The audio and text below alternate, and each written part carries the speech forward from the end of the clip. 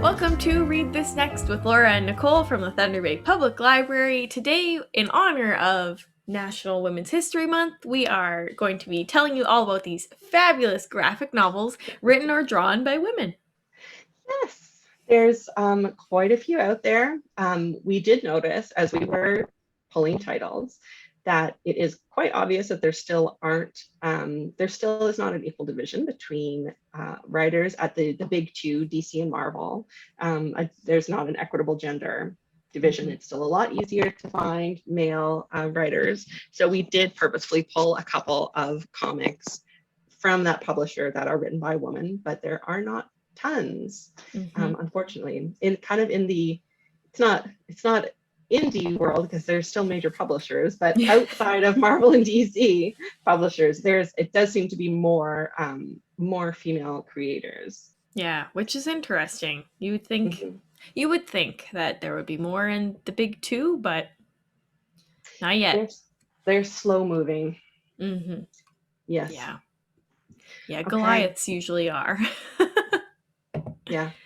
Okay, so our first one actually is an example of one. I think this is it's a Marvel story. And it's called Moon Girl and Devil Dinosaur. Great, by Amy Reeder and Brandon Montclair, with an illustrator, Natasha Bustos, colorist Tamara Bonvian, Travis Landman as a letterer.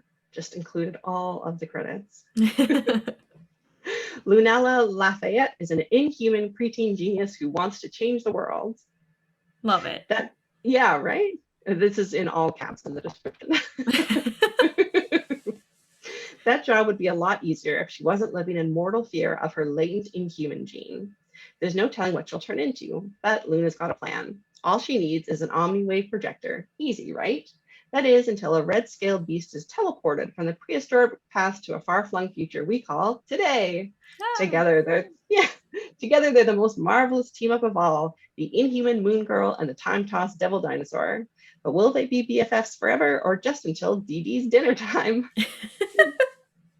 And Lunella soon learns there are other problems with having a Titanic T-Rex as a pet in the modern-day Marvel Universe. School, for one. Monster hunters are another, especially when they're the totally awesome Hulk. Then there's the fact that everyone's favorite dino didn't journey through time alone. Beware the prehistoric savages known as the Killer Folk, New York City's deadliest tourists. Can Lunella handle all this turmoil and keep herself from transforming into an inhuman monster? Wow. Kind of a lot going on. It's definitely a series, and I think it's in the juvenile graphic novel section, but either juvenile or teen. I'm pretty sure it's a teen. Okay, there you go. Yeah, even though the main character I think is more tween. Great. Right? I love it. What fun. I love that. I mean, poor New York, man. They get the brunt of it in every Marvel thing. Now she's here too. It's like, oh, dinosaurs. Well, dinosaurs, I mean, they're around in the Marvel Universe, right? Because there's the Savage Land, there's dinosaurs there. Wild. This book is old. Like it's not a recent series. I believe it did like wrap up. So I think you should be able to read and get the whole nice. thing, the whole story. And as for another series that has completely wrapped up, our next one is Fruits Basket, which I always want to call Classic. Fruit Baskets, which is just the wrong S. Yes. It is by Natsuki Takea, and the translators are both Alethea and Athena Nibley. Oh, siblings. Fun. Yeah, maybe twins. That feels like a twin name. It does. Yeah. Okay. After a family tragedy turns her life upside down, plucky high schooler Toru Honda takes matters into her own hands and moves out into a tent. Unfortunately for her, she pitches her new home on private land belonging to the mysterious Soma clan, and it isn't long before the owners discover her secret. But as Toru quickly finds out when the family offers to take her in, the Somas have a secret of their own. When touched by the opposite sex, they turn into animals of the Chinese zodiac. Delightful. Delightful. I love it. Just, fun fantasy. Many volumes. Mm-hmm. So we'll keep you going for a long time. That Yep. one. And I think it's an anime now. I believe you are correct. Yeah. And our coworker really likes this one. Many people do. This one, definitely a bestseller when it first came out or when it was running. Mm-hmm. Yes, lots of fans of that one. Oh yeah, go check it out. Check all of the novels out in its series. There's many. You'll be kept very busy if you check all of them out. Yes. Okay, our next one is called The 100 Nights of Hero by Isabel Greenberg.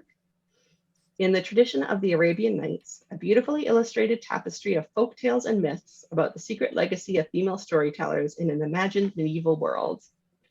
In the empire of Migdal-Babel, Cherry is married to Jerome, a wicked man who makes a diabolical wager with his friend Manfred. If Manfred can seduce Cherry in 100 nights, he can have his castle and Cherry. But what Jerome doesn't know is that Cherry is in love with her maid Hero. The two women hatch a plan. Hero, a member of the League of Secret Storytellers, will distract Manfred by regaling him with a mesmerizing tale each night for 100 nights, keeping him at bay. Those tales are beautifully depicted here, touching on themes of love and betrayal and loyalty and madness. As intricate and richly imagined as the works of Chris Ware, and leavened with a dry wit that rivals Kate Beaton's in Hark a Vagrant, Isabel Greenberg's 100 Nights of Hero will capture readers' hearts and minds, taking them through a magical medieval world. It sounds amazing, actually. It sounds great. It just sounds so full of, it's a very built world, which I always like. I love that. Yeah. That's the first time I've heard of that one. I'd heard of her earlier book, The Encyclopedia of the Early Earth, I think it was called. I think so. Yeah. Yeah. But this is another one I hadn't come across and sounds great. Yeah, and it sounds like there's more coming out. I think there's 2 out in really? the Early Earth series, but yeah, it might even be that this is the second one in the series and her first one was the first book, but yeah. Oh, and you know what I meant to say about Fruits Basket, which I didn't realize. I was looking up manga written by women. There's a lot that I didn't anticipate. It's like Clamp is 4 women who write together, and before that it was even more. Then there's DC Grayman, Blue Exorcist, Inuyasha. Those are all written by women, and Cardcaptor obviously, and Sailor Moon. I was like, wow, all the big ones that I know are written by women. This is incredible. I had no idea. They're much more prevalent in that industry. Although I think mostly it is a little bit divided, I think, by the type though. Whether they're writing, oh boy, shonen? I can't remember. Shonen or shoujo. Yeah. Whether which type they're writing. Yeah, I think women are primarily the shonen kind. Yeah. Anyways, next one is, I just shifted the page. Okay. The Girl Who Married a Skull and Other African Stories. And this has 2 books in it so far in the series. So it's by Kel McDonald, Kate Ashwin, and Charlie Spike Trotman. Okay, description. Have you heard the one about the skull who borrowed body parts to pass himself off as a complete human so he could trick the village beauty into marriage? No? No. Well, what about when the frog and snake's daughter had a play date? Okay. Okay, but surely you've heard about the crocodiles who held a vote on whether or not to eat a man that had saved one of their lives? No? Wow. We have we got some stories for you. I love the description. The description's a little silly, but cute. Yeah, I think I think this one is actually a juvenile. I think I was thinking of this one. Yeah, but it's very cute. And Yes. they have a different, I think the other one is a different type of like a different region's fairy tales. Oh, that's fun. Yeah. Yeah, Yeah. very cute. Okay. All right. Um, Now we have The Best We Could Do. This is by T. Boy, and it's an illustrated memoir about the search for a better future and a longing for the past, exploring the anguish of immigration and the lasting effects that displacement has on a child and her family. Boy documents the story of her family's daring escape after the fall of South Vietnam in the 1970s and the difficulties they faced building new lives for themselves.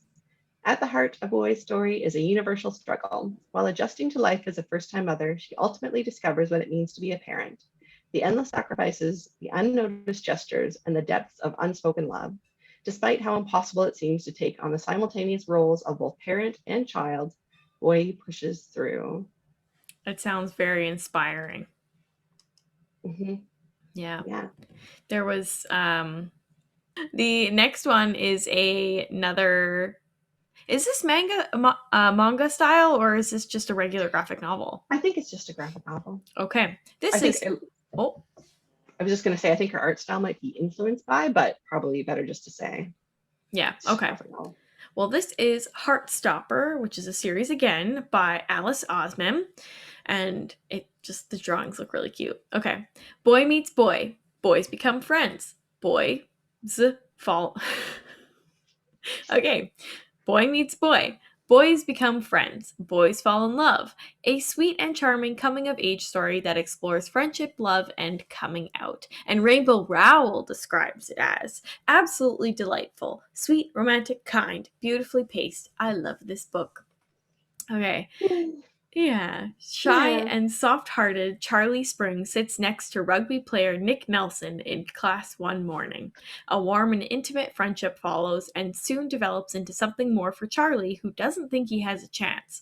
But Nick is struggling with feelings of his own, and as the two grow closer and take on the ups and downs of high school, they come to understand the surprising and delightful ways in which love works. Surprising and delightful. Yeah. I think there's 3 books. I don't know if that's the end of it, if it's a 3 books and it's done. But yeah, there's at least 3 so far. Sounds very tender. Yes. Yes, it does. Yes, it does. A cute coming Okay. of age. Our next one is has a great title. It's called An Embarrassment of Witches. And a great cover. And a great cover. It's by Sophie Goldstein and Jen Jordan. A coming of age urban fantasy set in a world full of animal familiars, enchanted plants, and spellcasting that explores the mundane horrors of breakups, job searches, and postgraduate existential angst. Yeah. Life after college isn't turning out exactly as Rory and Angela had planned. Rory, recently dumped at the gate of her flight to Australia, needs to find a new life plan ASAP. What do you do with a BA in communications and a minor in Southeast Asian spellcraft? Clearly, it's not exactly our world. Not Yeah. quite the same. Maybe her cute new housemate guy is the answer she's looking for. Spoiler alert, he isn't.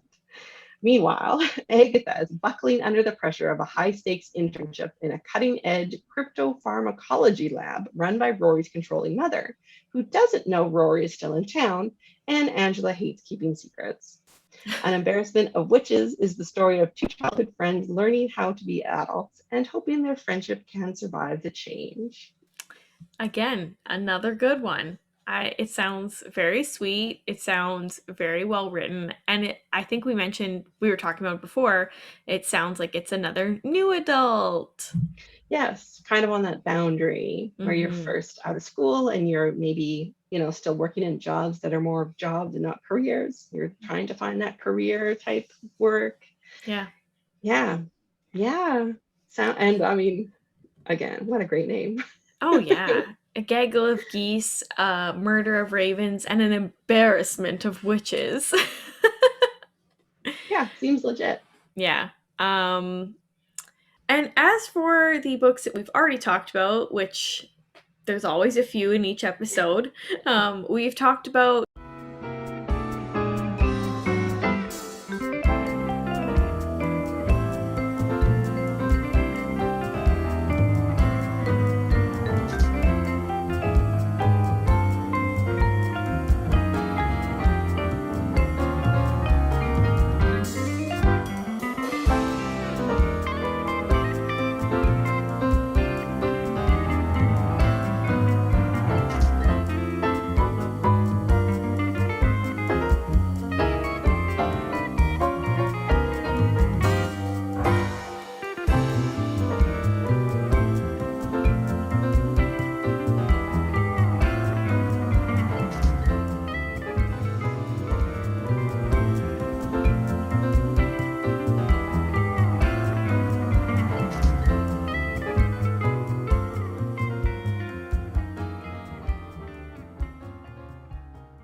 all great. Go check them out. And let's head into our recommendations. I am going to recommend Ms. Marvel, volume number 1, No Normal. Another example of one of the big two having a female writer, which is pretty cool. So it's by G. Willow Wilson and Adrian Alfona. Okay. Kamala Khan is a ordinary girl from Jersey City until she's suddenly empowered with extraordinary gifts. But who is truly the new but who is truly the new Ms. Marvel? Teenager? Muslim? Inhuman? Find out as she takes the Marvel universe by a storm. When Kamala discovers the dangers of her newfound powers, she unlocks a secret behind them as well.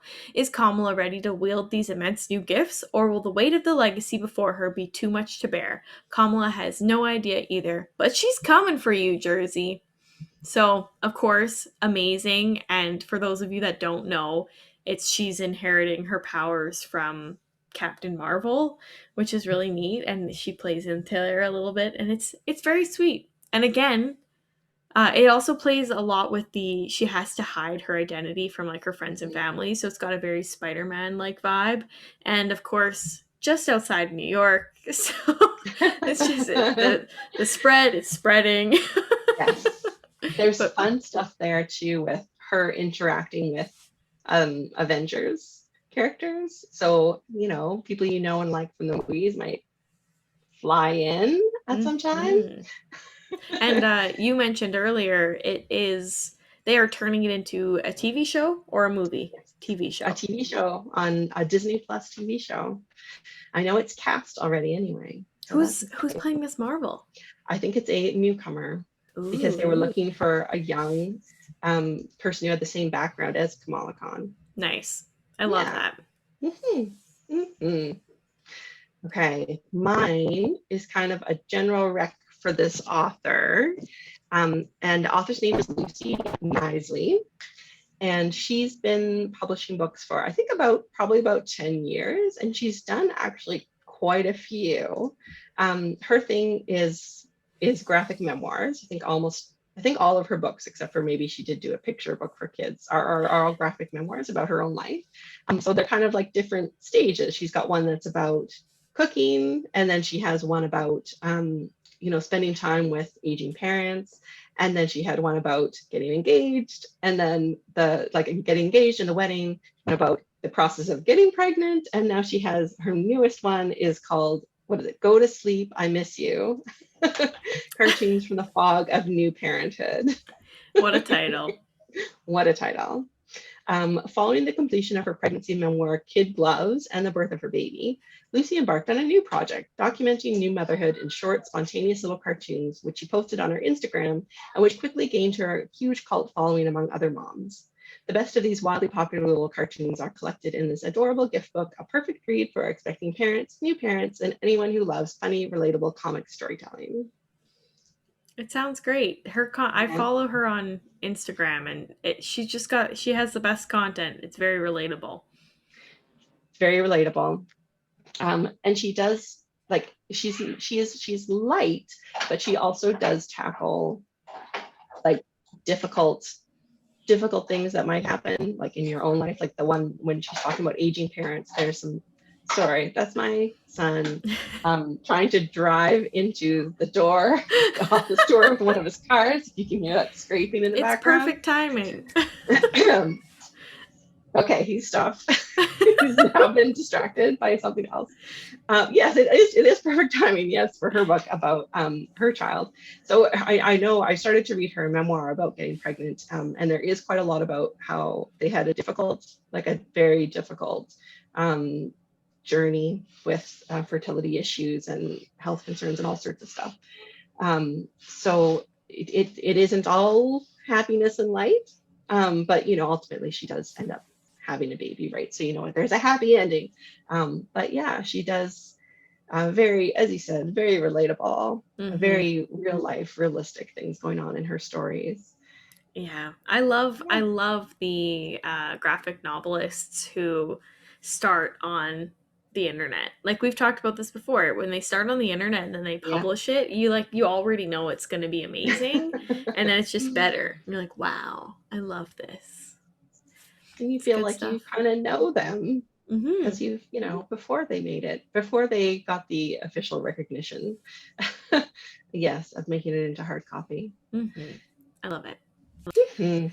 Hi, everybody. Before we wrap up the episode, we actually wanted to shout out 2 more juvenile or kids graphic novels. They're all really good, and they're based off classics. So if you or a kid you know isn't super into reading the classics because they think they're boring or they're really old, you can check out these new graphic novels, which provide a little bit of an updated twist while having the same story involved within it. So I'll hop right into it. Our first one is A Wrinkle in Time, which is adapted and illustrated by Hope Larson, and it's originally written by Madeline Lango. Okay. Late one night, 3 otherworldly creatures appear and sweep Meg Murray, her brother Charles Wallace, and their friend Calvin O'Keefe away on a mission to save Mr. Murray, who has gone missing while doing top secret work for the government. They travel via Tesseract, a wrinkle that transports them across space and time to the planet Kamazots, where Mr. Murray is being held captive. There, they discover a dark force that threatens not only Mr. Murray, but the safety of the whole universe. And Wrinkle of Time, of course, has also been adapted into a movie as well, but this is the book. The second one that we wanted to recommend was Meg, Jo, Beth and Amy, which is a classic retelling of Little Women.